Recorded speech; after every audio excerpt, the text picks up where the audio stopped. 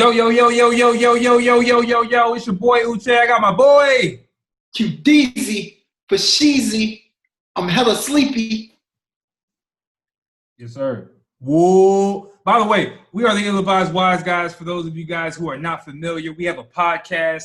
We have a blog. We have a goddamn marketing, whatever, man. Listen, you know what? Let me save the spiel. We're not here for all of that. We're here for Pop Smoke. Pop Smoke just dropped a new album. Did you guys know that? That's why we're here. Shoot for the stars, aim for the moon. Yes, sir. Rest in peace.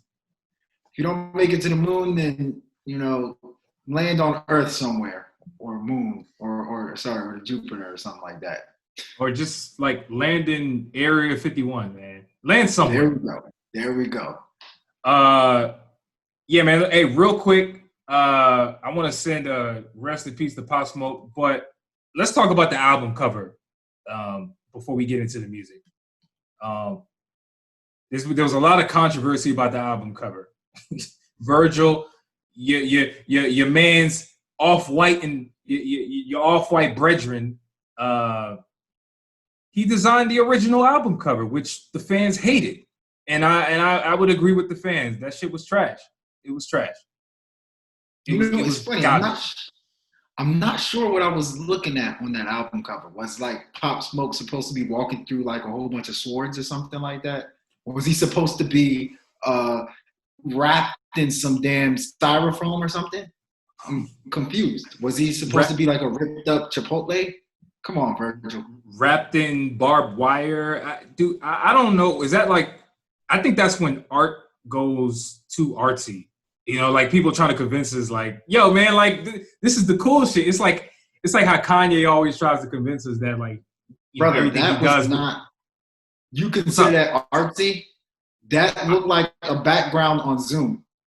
Bro, I'm telling you what the artist will try to convince you of. Kanye always telling us that we gonna get shit in about 5 years from when we're hearing it.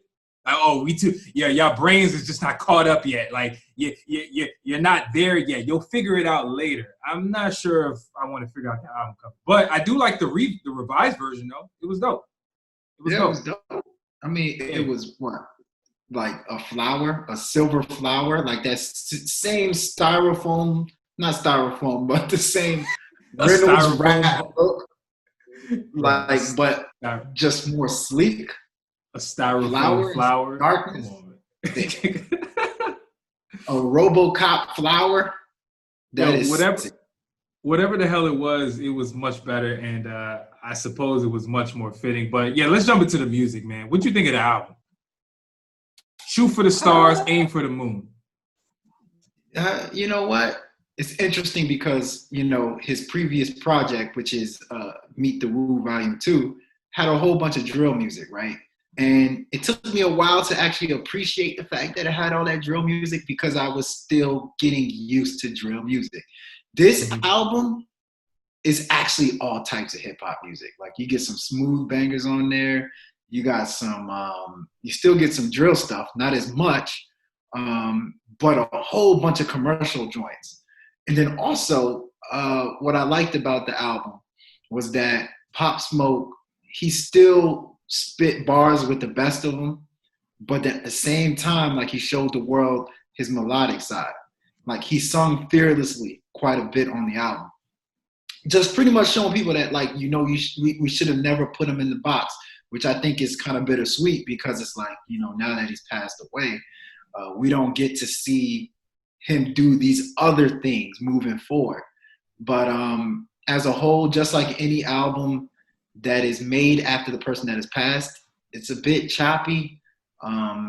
It's a little all over the place. The guest appearances, to me, I'm not sure Pop Smoke would have collaborated with Karol G or Sway Lee or Quavo 4 times on an album if he had the final say. So it's choppy, but at the same time, I think it shows his potential, which I think is great. Okay. Yeah, so for me, man, I kind of echo that. What I will say is that you know, when we get posthumous albums from artists, it's really tough to grade because you're never really sure how much input they had into the final product. You know what I'm saying?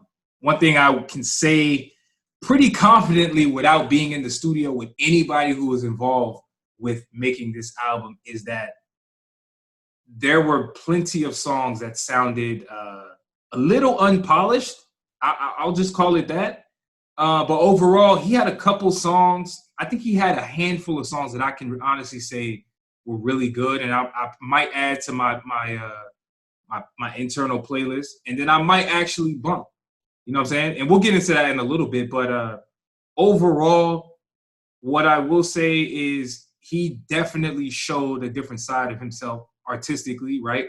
We're used to the aggressive Pop Smoke mainly on the previous projects, the aggressive Brooklyn drill, him talking about shooting and murder and all of this other stuff. And we definitely got a more mature, I'll call it, a more sophisticated, a more toned down version of Pop Smoke when it came to his approach to making music.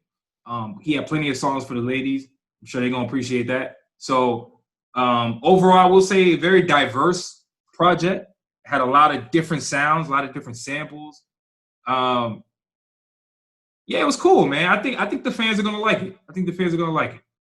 You know what's funny? It's going to your whole point about, like, you know, the diversity. Yeah, I wonder how much influence 50 Cent had on this album. You know, they were talking about how 50 Cent was going to help, like, executive produce it. You know, before it came out, like, he was over here talking about, I'm going to get this person on it, I'm going to get that person on it. I feel like maybe 50 Cent even put together some of the songs that just featured Pop Smoke. You know what I'm saying? Like, for instance, what I thought was one of the best songs, Gangsta, right? That, to me, sounds like a 2002 50 Cent song. Like, he even has a song in, what is it, Got It For Me? That is Many Men remix, essentially. You mean Got It On Me? Got It On Me. Sorry, Got It On Me. Many Men. Yeah. He kind of just took the hook, but I do understand what you're saying. Absolutely. Yeah. So it's like, you know, I hear a lot of 50 Cent on this album, and I think it's going to make people appreciate 50 Cent. One of the most underappreciated rappers of all time, in my opinion. 100, man. Yeah, man.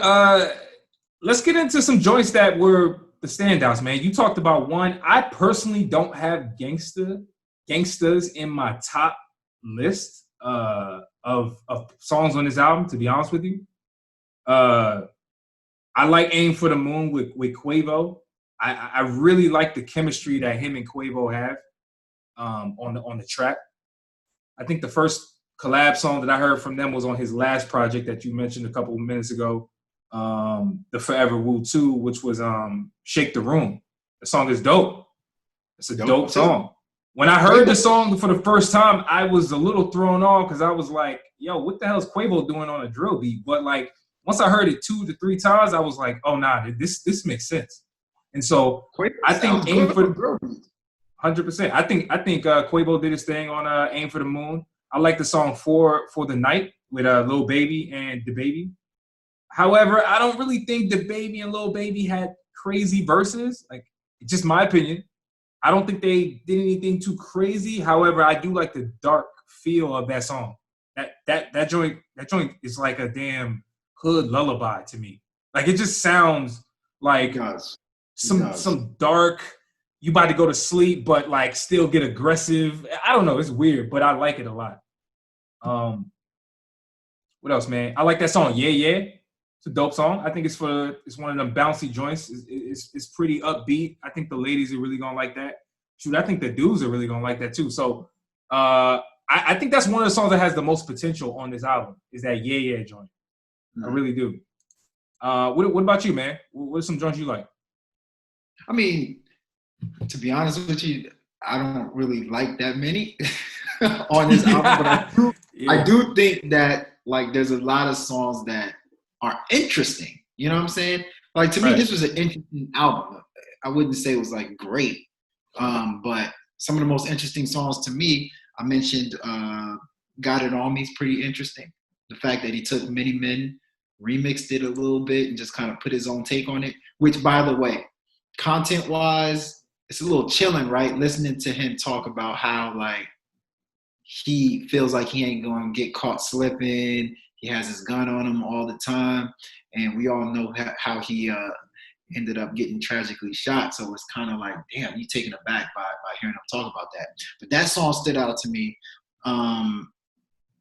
Mood Swings with Lil TJ stood out to me. It's kind of like two dudes that are quote unquote gangsters, but they talking about like loving on their chick and all that stuff. And it's pretty damn vulgar. You should not let your kids listen to it.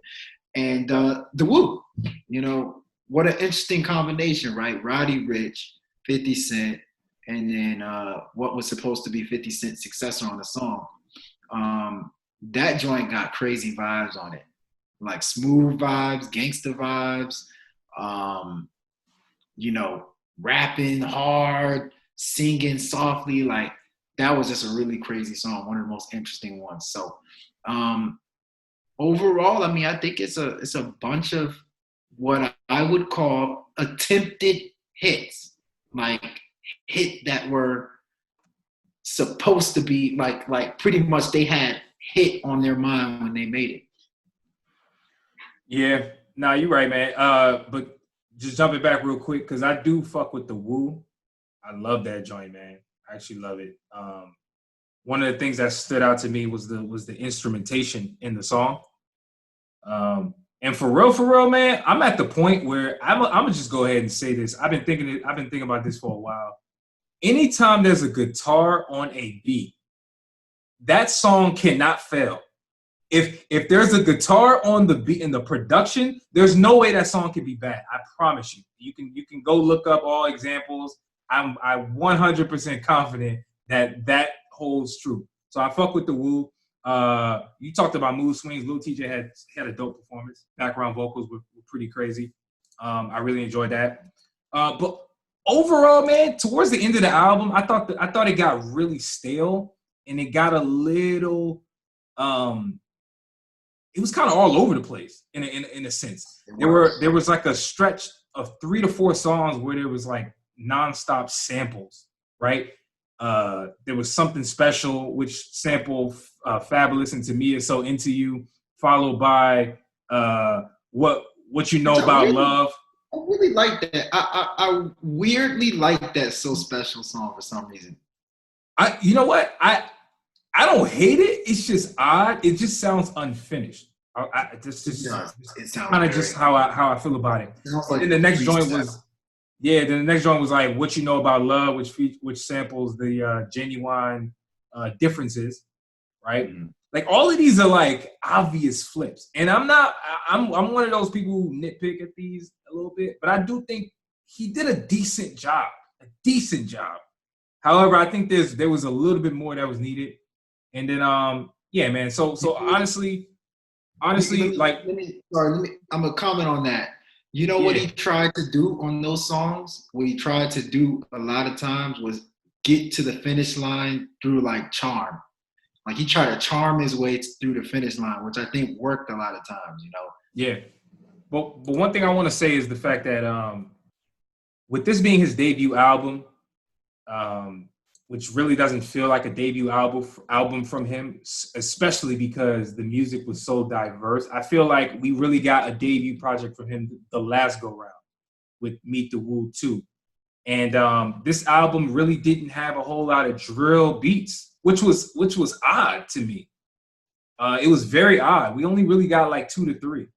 And one of the best ones on here, I think, was the last song, which was Tunnel Vision. I really like that song. Overall, though, man, the album was really chilling just to hear a dude that was murdered tragically.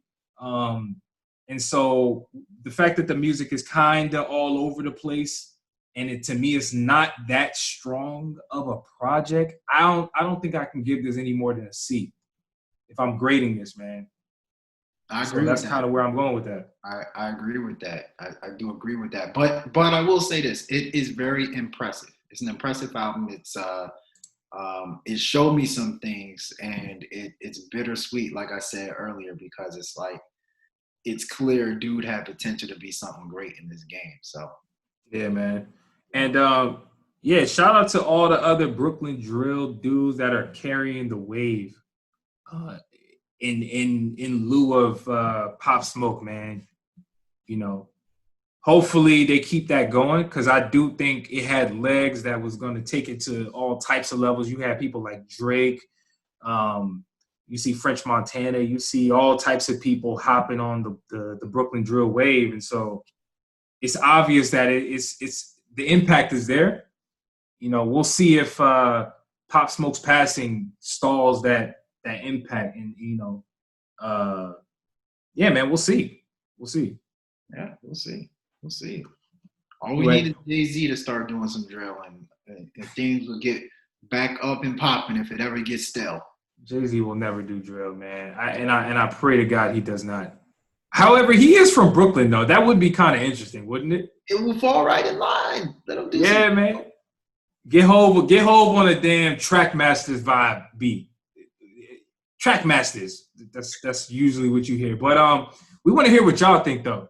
You know, if you think the album was dope, let us know. If you think it was average, let us know. If you think it was trash, let us know. And don't hold back either, because we definitely did not. So with that being said, we'll see y'all in the next video. Yes, sir.